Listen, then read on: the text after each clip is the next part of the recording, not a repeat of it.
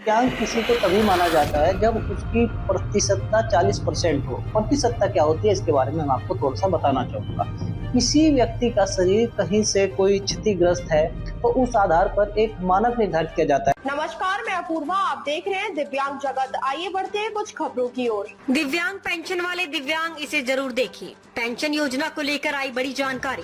ये स्टोरी दिव्यांगों के बड़े काम आ सकती है। अगर आप या आपका कोई खास दिव्यांग है और सरकार की ओर से मिलने वाली पेंशन या दूसरी योजनाओं का लाभ लेना चाहता है, तो इसके लिए आपको ये जानना जरूरी है कि इसके मानक क्या हैं और किन नियमों के आधार पर ये सुविधाएं मिलती हैं। आज हम यही जानेंगे। गाजियाबाद के जिला दिव्यांगजन अधिकारी अंशुल चौहान बताते हैं कि सरकार की ओर से चलाई जा रही योजनाओं का लाभ लेने के लिए पहला और सबसे जरूरी दस्तावेज दिव्यांग प्रमाण पत्र है और ये प्रमाण पत्र सरकारी अस्पताल से बनता है और तभी बनता है जब आपकी दिव्यांगता कम से कम 40% हो। 18 साल से कम वालों को क्या, अगर आप 40% से कम दिव्यांग हैं, तो किसी भी सरकारी योजना में आप पात्र नहीं माने जाते। दूसरी जरूरी बात है उम्र। दिव्यांग पेंशन का लाभ उन्हीं लोगों को मिलता है जो 18 साल या उससे अधिक उम्र के होते हैं। अगर आपकी उम्र 18 वर्ष से कम है तो पेंशन योजना में आप शामिल नहीं हो सकते। हालांकि इनके लिए छात्रवृत्ति जैसी योजनाएं उपलब्ध हैं। अब बात करते हैं आय सीमा की। सरकार ये सुविधा सिर्फ उन लोगों को देती है जिनकी सालाना पारिवारिक आय सीमित होती है।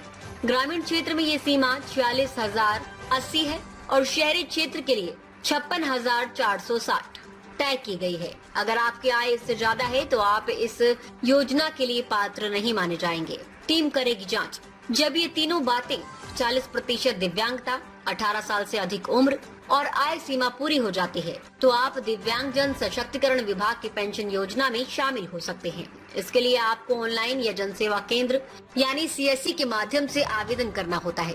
आवेदन के समय आपको कुछ जरूरी दस्तावेज जमा करने होते हैं, जैसे आधार कार्ड, बैंक पासबुक, दिव्यांग प्रमाण पत्र, आय प्रमाण पत्र, निवास प्रमाण पत्र और पासपोर्ट साइज फोटो। इन दस्तावेजों की जाँच जिला दिव्यांगजन अधिकारी की टीम करती है। जांच पूरी होने के बाद पात्र व्यक्ति को योजना में शामिल कर लिया जाता है और फिर तय समय पर बैंक खाते में पेंशन की राशि ट्रांसफर की जाती है। कहां करें संपर्क? पेंशन के अलावा भी सरकार दिव्यांगजनों के लिए कई योजनाएं चला रही है। स्वरोजगार योजना, शिक्षा सहायता, छात्रवृत्ति, ट्राईसाइकिल, बैसाखी और श्रवण यंत्र जैसी सहायता, सार्वजनिक परिवहन में रियायत, कौशल विकास प्रशिक्षण। अगर आपको इन योजनाओं की जानकारी चाहिए या आवेदन में कोई परेशानी है, तो आप जिले के दिव्यांगजन सहायता केंद्र या जिला समाज कल्याण विभाग से संपर्क कर सकते हैं। दिव्यांग किसी को तभी माना जाता है जब उसकी प्रतिशतता 40% हो। प्रतिशतता क्या होती है इसके बारे में मैं आपको थोड़ा-सा बताना चाहूँगा।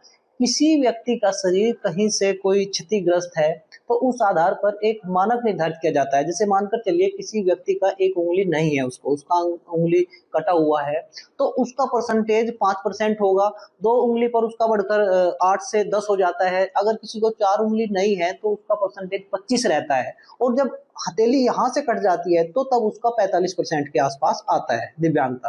तो जब यह दिव्यांगता बढ़कर 40% हो जाती है तभी किसी व्यक्ति को दिव्यांग माना जाएगा। इसी तरीके से किसी का घुटना से ऊपर पैर कटा है तो दिव्यांगता 80% होती है, घुटने से नीचे कटा हुआ है तो उसकी 70% दिव्यांगता होती है। तो जब यह दिव्यांगता बढ़कर 40% हो जाएगी तभी उसको दिव्यांग माना जाएगा और दिव्यांग विभाग की उसको योजनाओं से लाभ मिलेगा। अब हम बारी-बारी से बात करते हैं। जैसे दिव्यांग पेंशन है तो 40% का ये निर्धारित मानक रहेगा।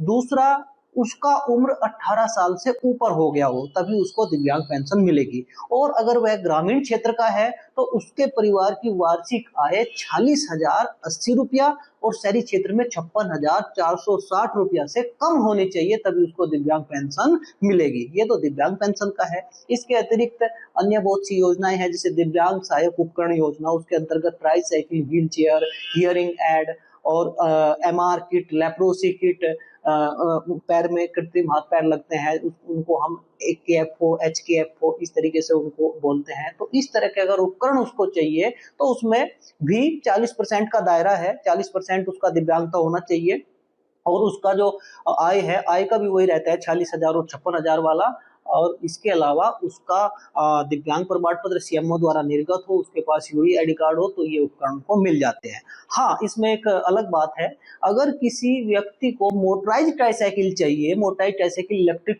ट्राईसाइकिल होती है, उसमें दिव्यांगता 80% या उससे ऊपर की ही होनी चाहिए, तभी उसको मोटराइज्ड ट्राईसाइकिल। अब तक के लिए बस इतना ही। आगे खबरों को देखने के लिए हमारे चैनल को लाइक करें, शेयर करें, सब्सक्राइब करें। नमस्कार।